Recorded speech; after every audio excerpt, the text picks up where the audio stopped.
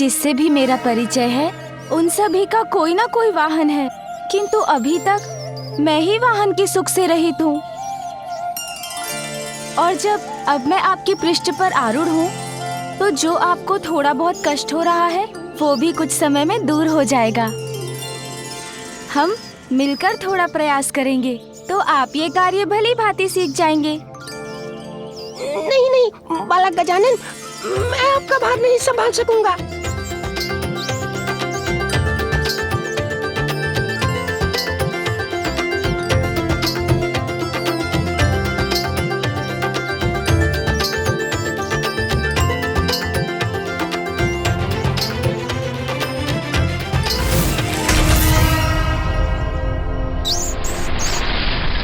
कहिए, बनेंगे ना मेरे वाहन? किंतु मैं एक असुर हूँ और आप देवता हैं, हमारा तो कोई मेल ही नहीं, फिर मैं आपका वाहन कैसे हो सकता हूँ? आपके सभी प्रश्नों का उत्तर मैं बोलकर नहीं, दिखाकर दूंगा, तब आप भी मान लेंगे, क्योंकि मेरा वाहन बनना तो आपकी नियति है।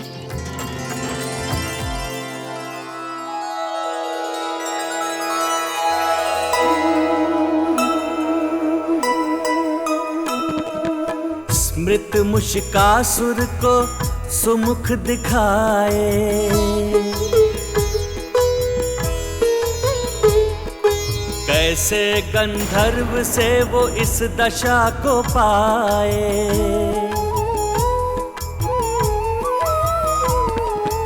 उमा आशीष दिया विनायक के द्वारा, होगा उद्धार उचित समय पे तुम्हारा। कामना प्रतीक मूस को वश में लाए, गजानन वाहन। मुझे स्वयं में ये कैसा सुखद एवं आत्मिक संतोष होने का आभास हो रहा है। प्रतीत हो रहा है मैं अब पहले की भांति वो दुष्ट मूषिकासुर नहीं रहा। प्रभु, आप मेरा उद्धार कर उस वरदान को पूर्ण करेंगे ना?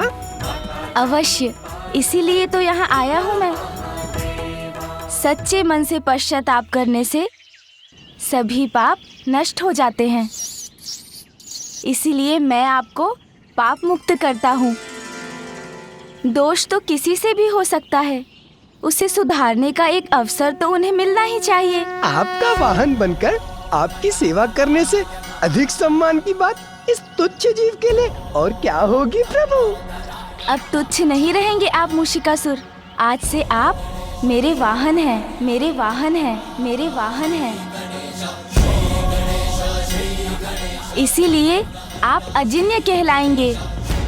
इस प्रकार मैं अपनी माँ के वचन का मान भी रखूंगा। अजिन्य? धन्य हुआ प्रभु। मैं ये नवीन नाम पाकर अब मुझ पर आरूढ़ हो मुझे पवित्र कर दीजिए प्रभु। अवश्य।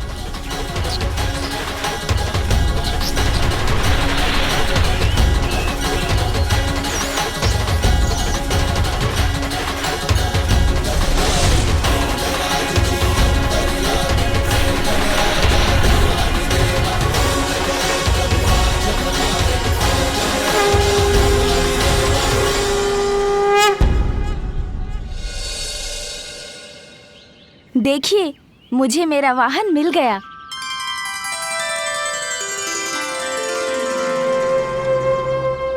अवश्य पुत्र, तुम्हें अपना वाहन अच्छा तो लगा?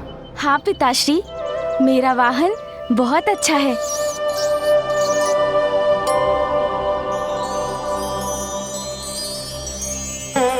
माँ, नंदी जी और सोमनंदी जी के समान विशाल तो नहीं है ये, और फूफा जी और मामा जी के वाहन के समान उड़ सकेगा या नहीं ये भी मुझे ज्ञात नहीं, किंतु जैसा भी है मुझे तो अपना वाहन बहुत प्रिय है। माता, पूर्व में एक बार आपने मेरी रक्षा की थी और आज आपके पुत्र गजानन मेरे रक्षक बने, इसीलिए मैं तो सदा आपका ऋणी रहूंगा।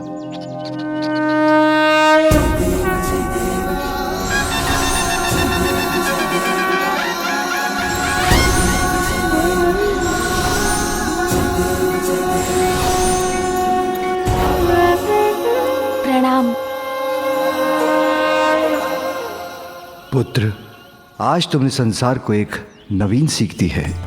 मनुष्य की इच्छाएं अपनी पूर्ति के लिए मनुष्य को अपना वाहन बनाकर उसे अपने अनुसार चलाती हैं, उसे भ्रमित करती हैं। मूषिकासुर इसी का उदाहरण है।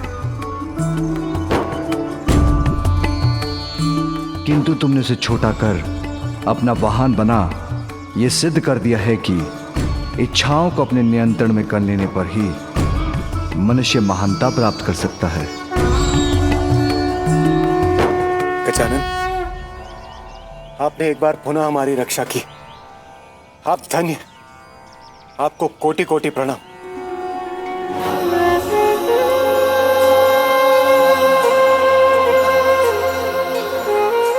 प्रणाम प्रभु, प्रणाम माता। माता, ये तो हमारा सौभाग्य है जिनकी पूजा और भोग के लिए हमने इतना परिश्रम किया। उनके ही पुत्र ने इस कार्य में आने वाले सभी विघ्न को इतनी चतुराई से हर लिए। सभी ऋषिगण और उनके परिवारों की ओर से मैं आपका धन्यवाद करता हूँ गजानन। आपने हमारी रक्षा की।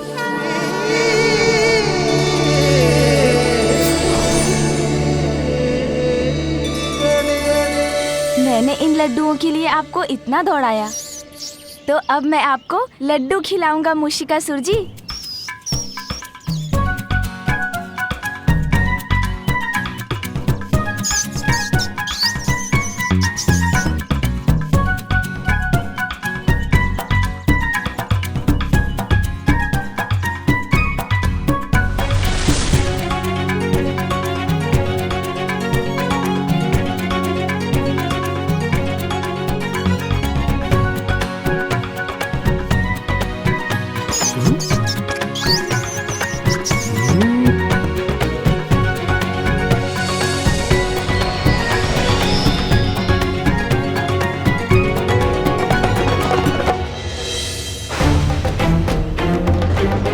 एक बार पुनः तुमने मेरी योजना को इतनी सरलता से पराजित कर दिया।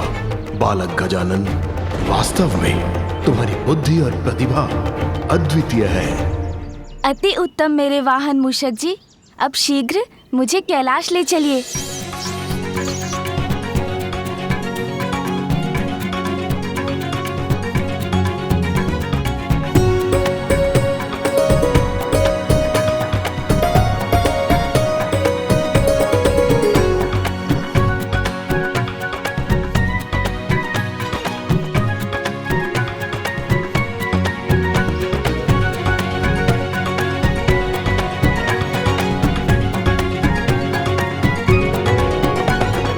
चिंता मत कीजिए पिताश्री और माँ, मैं अपने वाहन पर आपसे थोड़ा पीछे ही तो हूँ।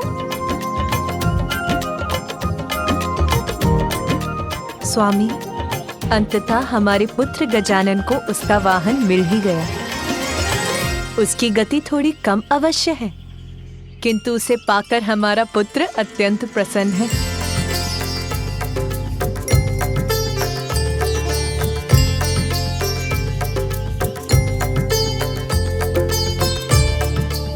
महेश्वरी प्रिय, गजानन के द्वारा मूषिकासुर की रक्षा भी हो गई और उद्धार भी।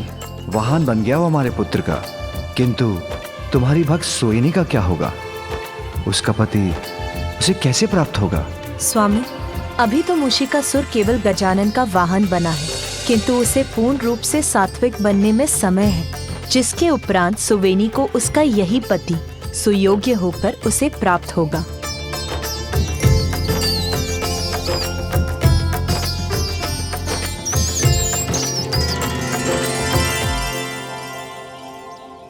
देखा मूषक जी, नंदी जी और सोम नंदी जी को। मुझे विश्वास है उनके समान आप भी इस पर्वत को लांघ जाएंगे।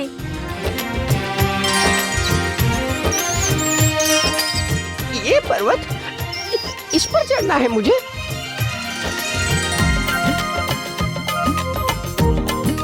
चलिए ना मूषक जी, आगे बढ़िए।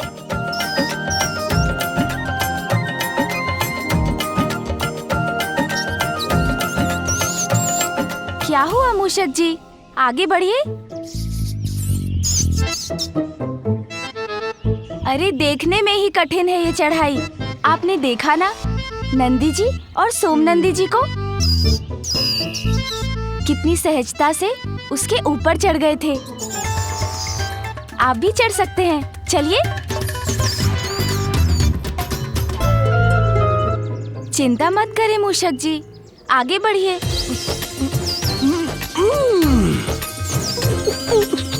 हम तो यहीं अटक गए, अब क्या करें?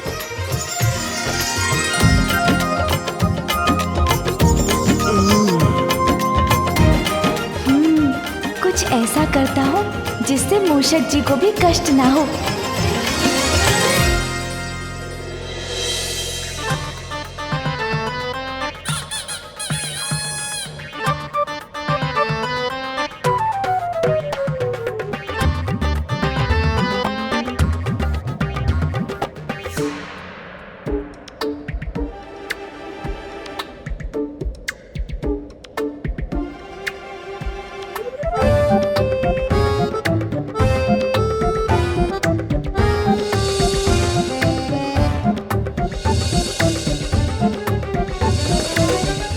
बात नहीं मूषक जी, ये चढ़ाई तो वास्तव में कठिन थी। मैं भी थक गया, किंतु अब नीचे जाना अवश्य सरल होगा।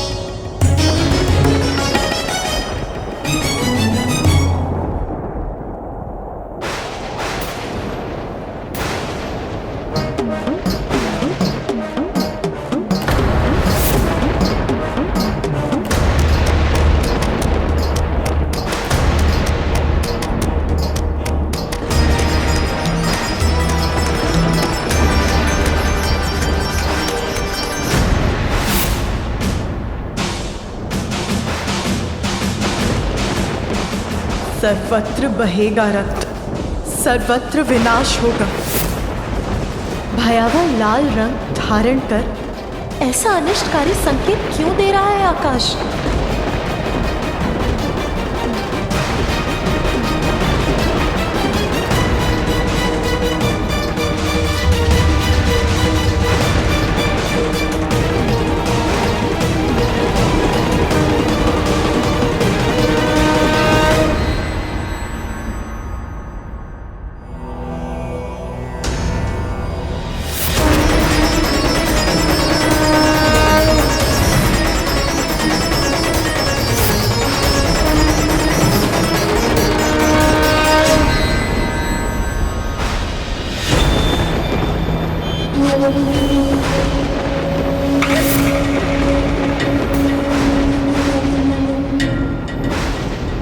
एक नहीं स्वामी, इतने सारे अनिष्टकारी संकेत एक साथ क्यों उत्पन्न हो रहे हैं?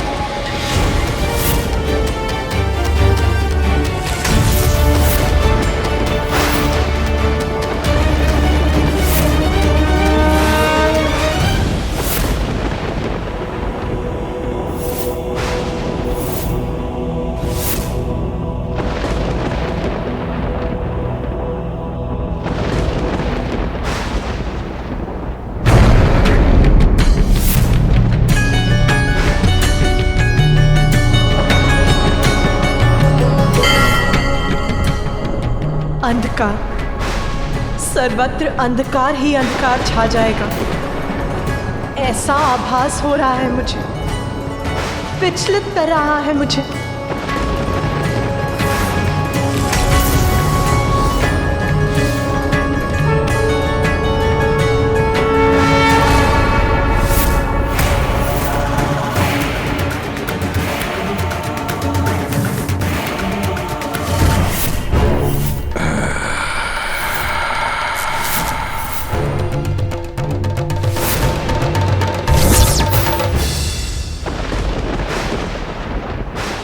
महादेव पुत्र अंधकासुर।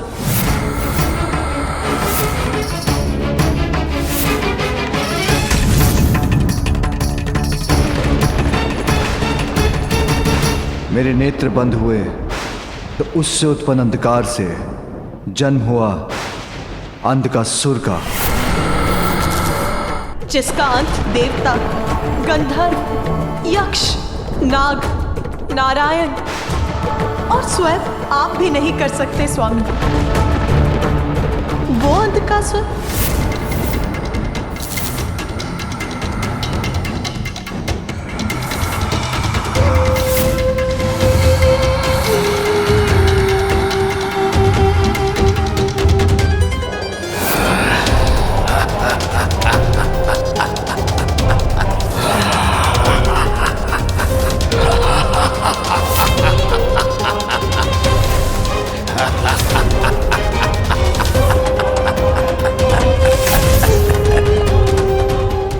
अंधकार के विकार का विस्तार करता है अंधकासुर, और यदि उसे अवसर मिल गया तो वो देवताओं के साथ साथ स्वर्ग को भी नष्ट कर देगा अपने अंधकार से।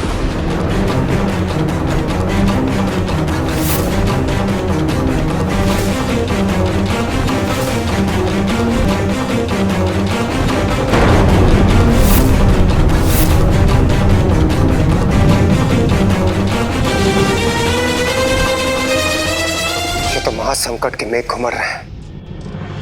दुष्ट असुर पुनः अपना वर्चस्व स्थापित करने का प्रयास कर रहे हैं।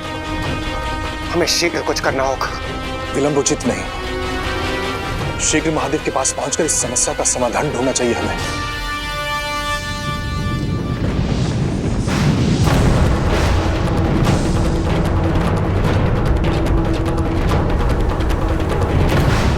जलंधर,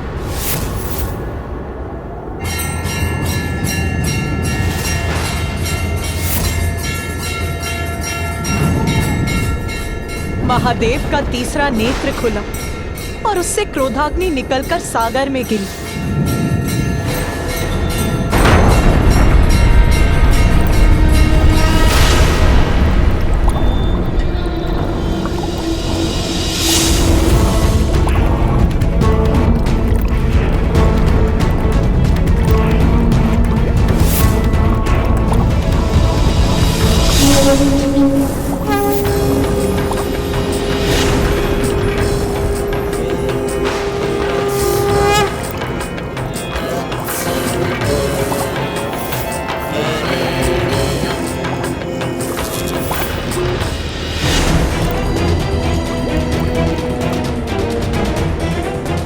अग्नि और जल के इस विचित्र संयोग से जन्म हुआ जलंधर का।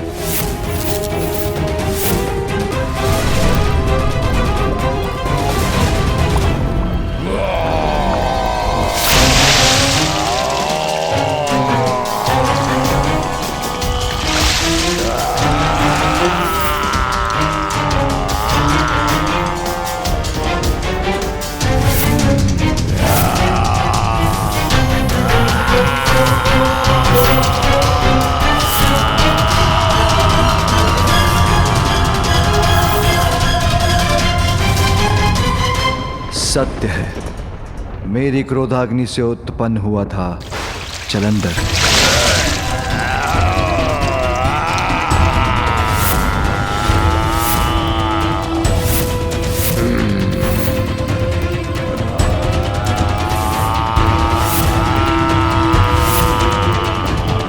यदि उसे अवसर मिल गया तो वो अपने भीतर छिपे क्रोध से संपूर्ण सृष्टि को भस्म कर देगा।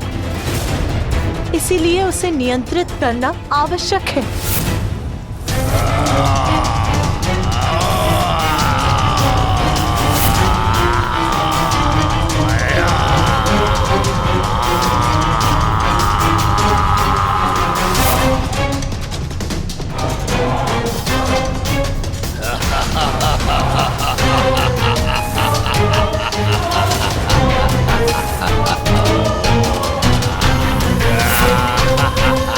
क्योंकि जलंधर वो अंधकारी शक्ति है जो आप ही के समान शक्तिशाली है महादेव।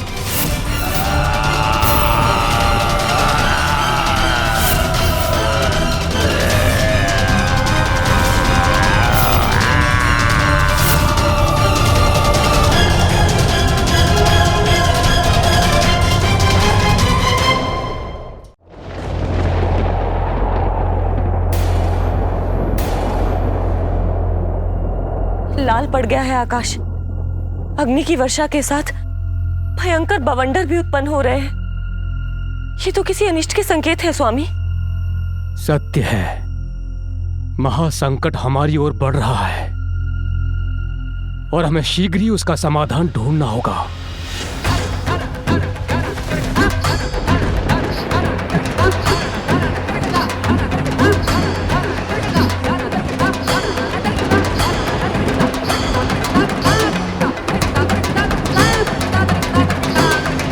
स्वामी, वायु इतनी भयंकर ध्वनि क्यों उत्पन्न कर रही है? शंखचूड़।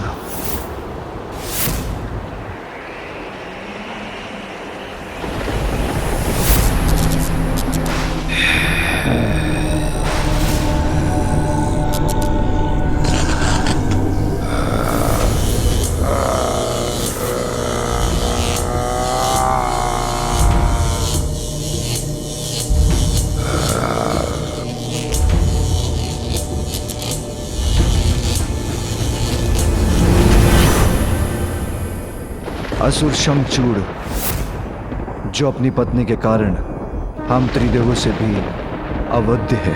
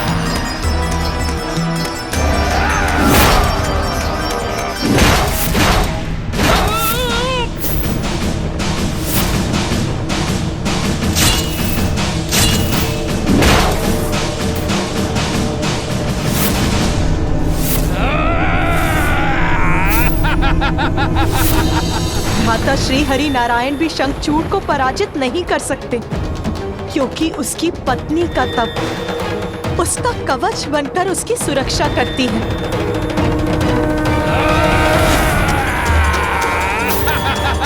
इसीलिए वो देवताओं, यक्षों, गंधर्वों को पराजित करने में सक्षम है।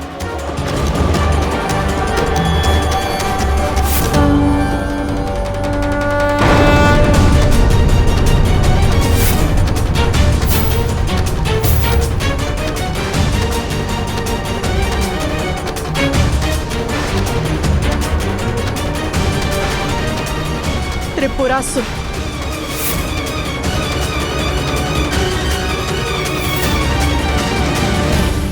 अर्थात तारकाक्ष, कमलाक्ष,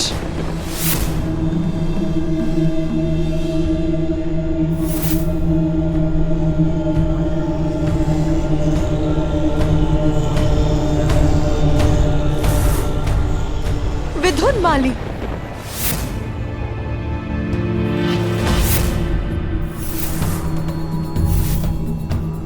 ताड़कासुर के पुत्र है त्रिपुरासुर।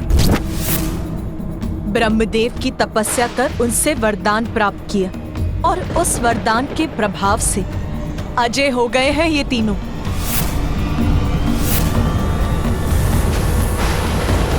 स्वयं महादेव और ब्रह्मदेव के वरदानों से रक्षित है ये तीनों। न असुर और न देव, कोई पराजित नहीं कर सकता है इन तीनों को। क्रोध, लोभ, मद, मत्सर और माया के प्रतीक हैं ये तीनों। देवताओं को किसी भी मूल्य पर मिटाने का प्रयास करेंगे ये। और अब मुझे आभास हो रहा है, इस बार और कोई नहीं, हम ही हैं उनके लक्ष्य। हमारा ही विनाश करना चाहते हैं वो। चारों ओर से अनिष्टकारी संकेत आ रहे हैं। मुझे इसी क्षण कैलाश के लिए निकलना चाहिए। एक एक अपशकुन प्रत्येक असुर का चिन्ह जो हम पर आक्रमण करना चाहते हैं।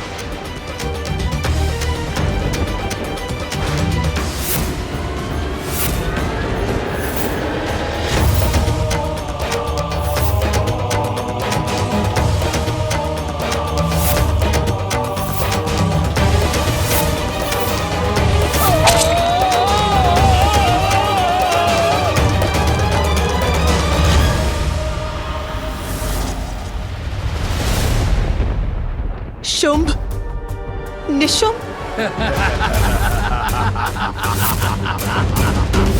शुंभ, निशुंभ अर्थात दुष्टता के ही दो नाम।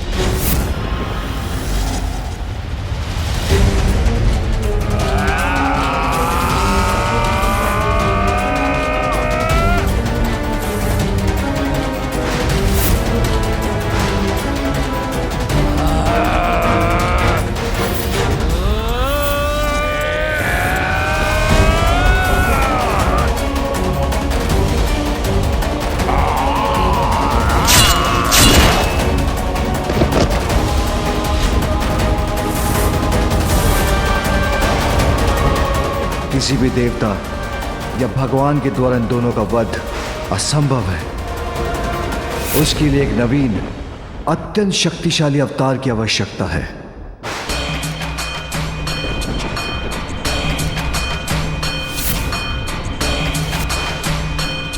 प्रभु, वहां उस असुर को देखिए।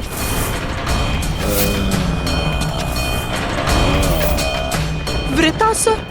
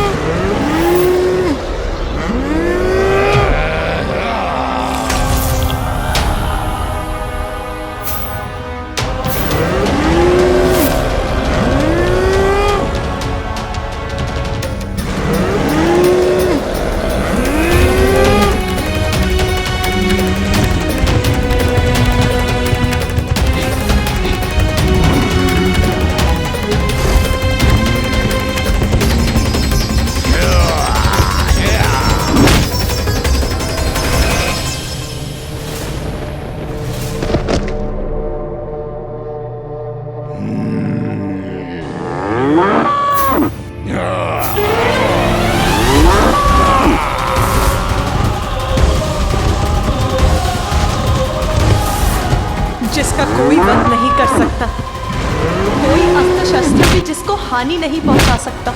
ये वो असुर है जो युद्ध करते करते और भी शक्तिशाली होता जाता है।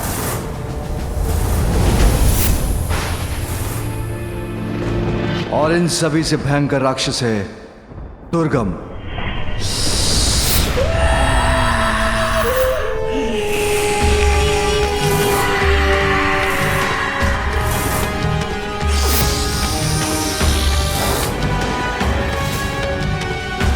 ओम अग्निदेवताय नमः स्वाहा।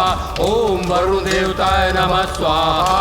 ओम वायु देवताय नमः स्वाहा।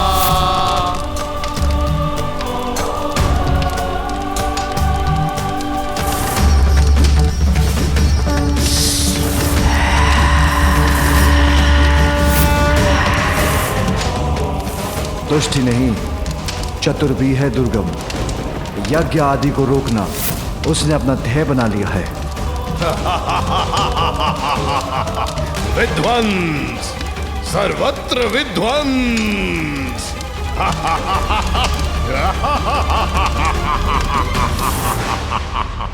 वेद और उन पर आधारित धर्म को नष्ट करने के लिए वो किसी भी सीमा तक जा सकता है।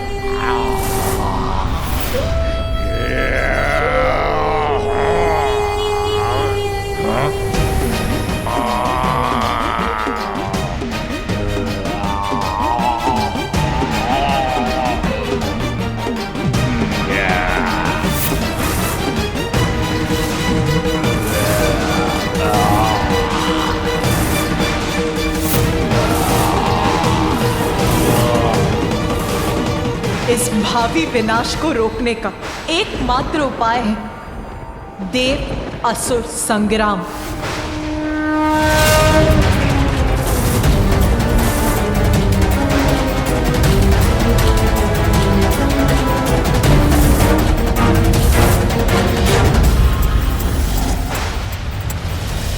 कौन करेगा इस संकट से हमारी रक्षा? कौन बनेगा असुरों के विरुद्ध हमारी शक्ति? कौन हमारे विघ्न हरेगा? कौन बनेगा हमारा प्रथम देवता?